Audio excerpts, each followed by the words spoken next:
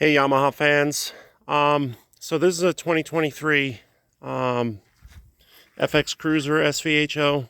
I bought it in February 23. It's now Halloween, end of October. I have I would say after yesterday's 160-mile ride, probably about 150 or so hours on it. So I put quite a few hours on it this summer.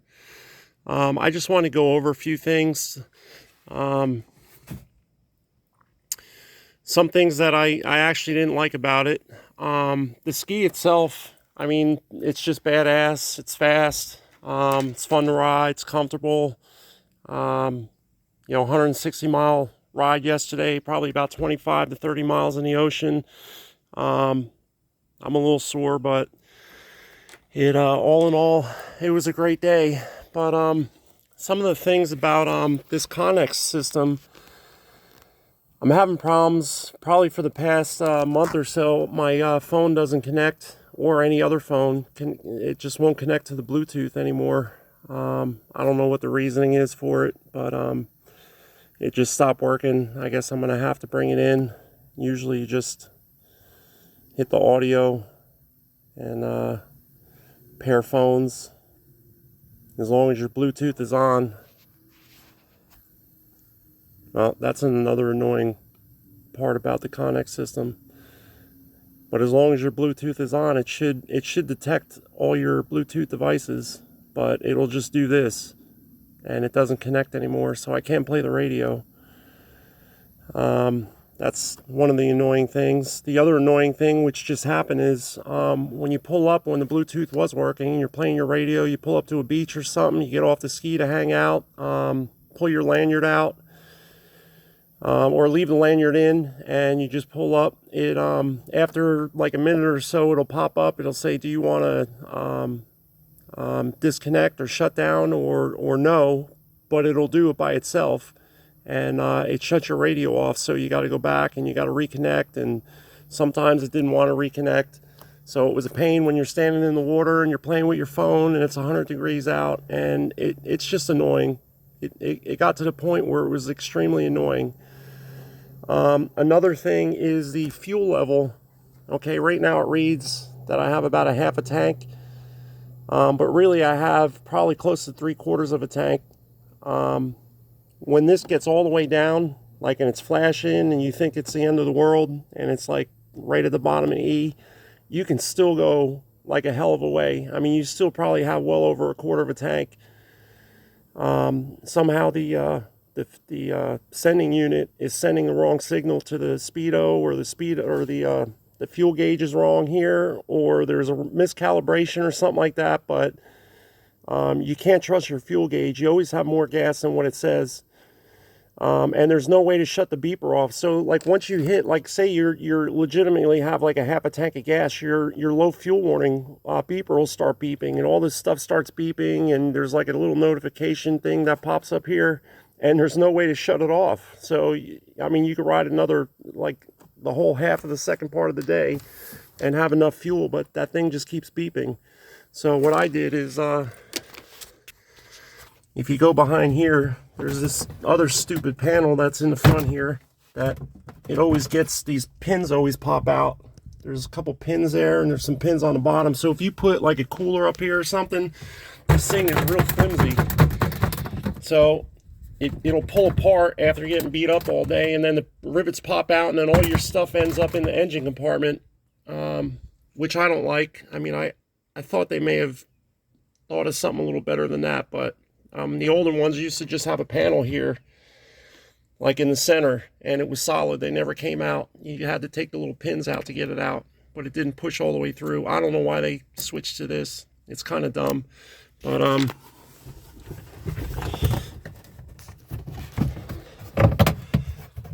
if you take this panel back here, there's a wire for the, trying to do this with one hand, sorry.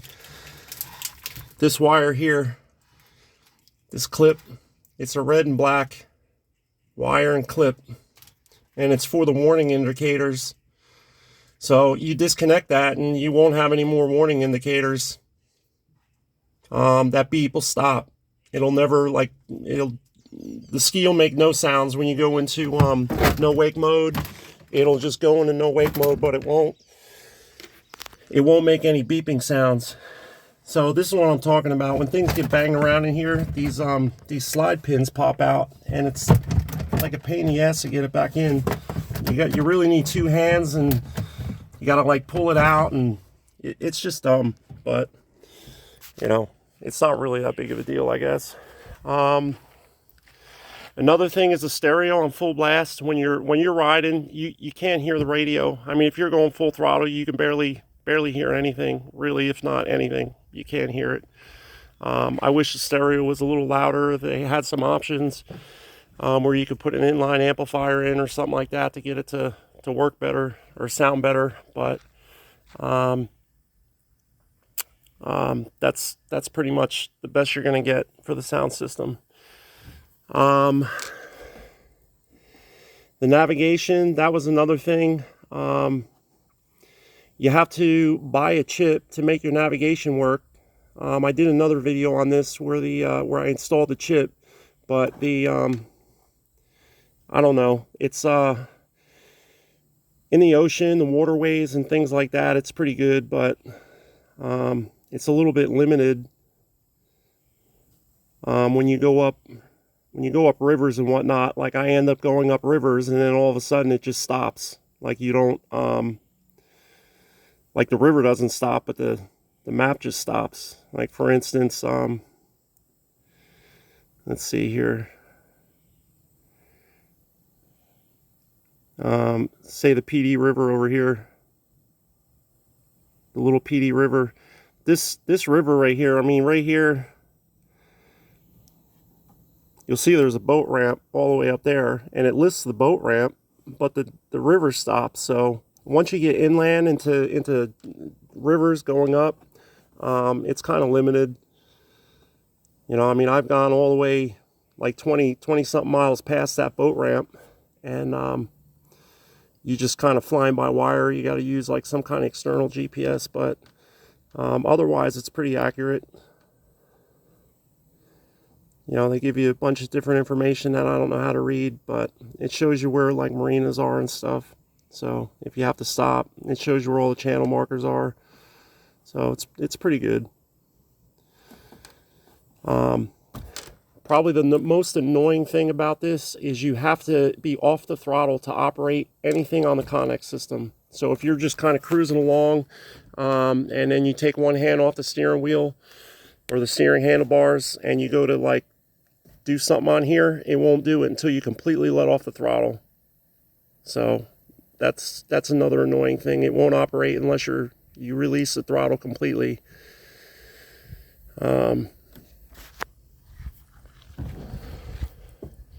So it's got these controls here for the Connext. I never use these. I've hardly ever used it.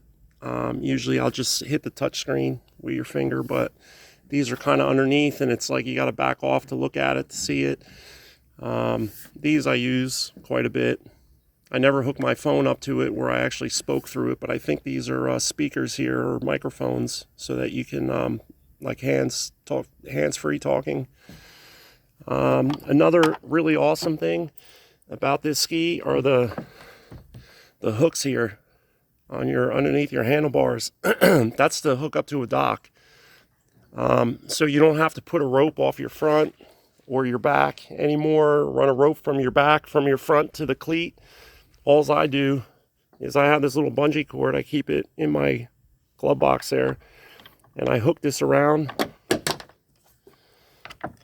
the steering wheel, and then this, I just loop it through the cleat and then flare it around the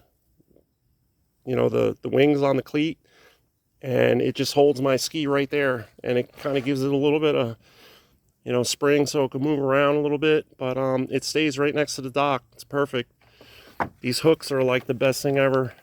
I think Sea-Doo was using them a while ago for a long time, but finally Yamaha came up with something good. They used to have like these cleats right here, but they always would get stuck. I had a 2016 that had them, and they used to get stuck or broke. So I'm glad they came out with this. let's see. Other than that, the only other thing I noticed is I didn't see an electric bilge pump in here. Usually on most of the other skis, the FX series would always have an electric bilge pump there. But I think this this system reverts back to like these VXs here, where they just have a suction bilge pump. They don't actually have an electric bilge pump, which I don't like. You know, if you're sinking and you know, it's not going to suck the water out of the hull unless you're moving. So that's something I didn't really like about this. I might even just put one in there. But, and the only other thing is, you know, I bought this ski. It didn't come with a fire extinguisher. It didn't come with a GPS. Didn't come with the tools. Didn't come with anything. And I guess the limited package is what comes with all that stuff. But, I mean, you should at least have a fire extinguisher. I didn't even notice it didn't have one until I was cleaning out inside here, and I noticed that there was nothing in there.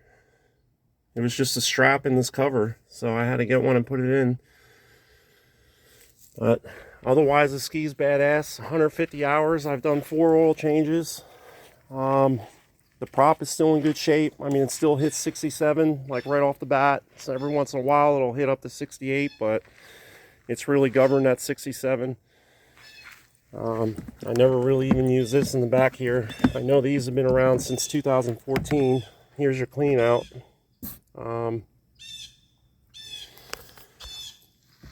You know, they used to put them inside the ski in the back over here, but on these, I guess in 2014, they put these hatches on the back of the FXs, and they put these the drains on here.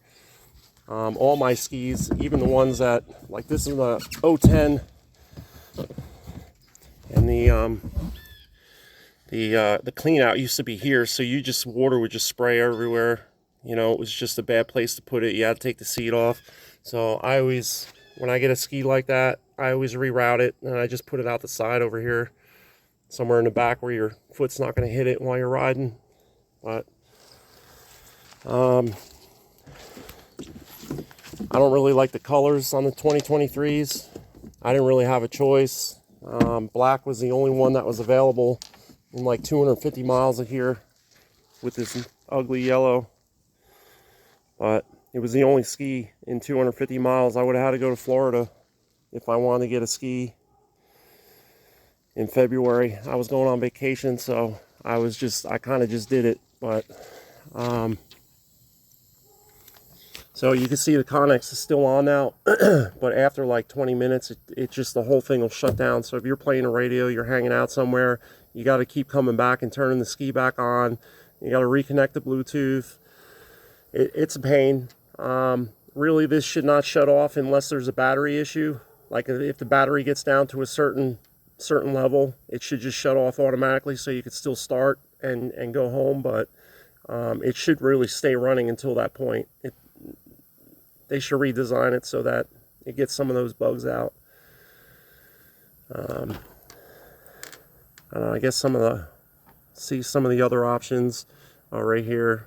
Here's your, yesterday I rode for 6.6 hours. I got 150 hours. Oh, and that's one other thing. Yesterday I was about 2 miles off the coast, out Winyah Bay, outside here, Horry County, Georgetown County, South Carolina. And all of a sudden I noticed my engine warning light, and there's like a check engine light, and then there was a warning indicator that came on. So I'm out in the water. It was rough. I mean, there was big swells, white caps, everything. We were trying to get our way around the 1.5 mile long jetty that you have to go around to get into the harbor. And that light came on, so I kind of just stopped and pulled the lanyard out, and I tried to do a shutdown, which you can't do a shutdown. You have to wait. When you pull the lanyard out, you have to kind of wait until it says, do you want to shut down? So I haven't figured out a way to shut it down like manually. You have to like wait. So I'm sitting there waiting and waiting and waiting, getting battered by waves, and I hit the check engine light, and it says "See dealer." I had gotten some weeds stuck in here at one point, and I guess the engine temperature started to go up, so that check engine light was flashing. I shut down, pressed it, and it said that it was overheating, or the temperature was too high. So when I pressed it and it said see dealer, I'm like, what the hell is this? And maybe because it's getting close to 150 hours, they just pre-program something in there to make you go see the dealer so that you can get whacked for some money. But it was really kind of BS that I was out in the middle of the ocean there. And if that's the case, it's really going to kind of piss me off. Because you panic, you know, you think your ski is going to blow up, and you're out in the ocean, and then you got to stop to mess around with that. So, I mean, it ran fine. I pulled the seat off, and I put my hand on the head. The head was, I mean, it was warm, but it wasn't, I didn't burn my hand on it. So it wasn't overheating. So I just rolled, and I don't know, about 10 miles from the dock, the light went off and the warning indicator went off. So I have no idea what it was for. Usually in the settings, you can go up and you can check the notifications. No. Wellness. I don't know. There was something here where it would show you like if there was a code or something happened. I think it was notifications, but there was no notifications. The wellness was fine. It just said that time from last maintenance, but I don't know. So after 150 hours, yeah, it's pretty awesome. Pretty awesome ski. Hope they work all the bugs out. Hope we can get all that stuff fixed. But please subscribe and hit that like button. Thanks, guys.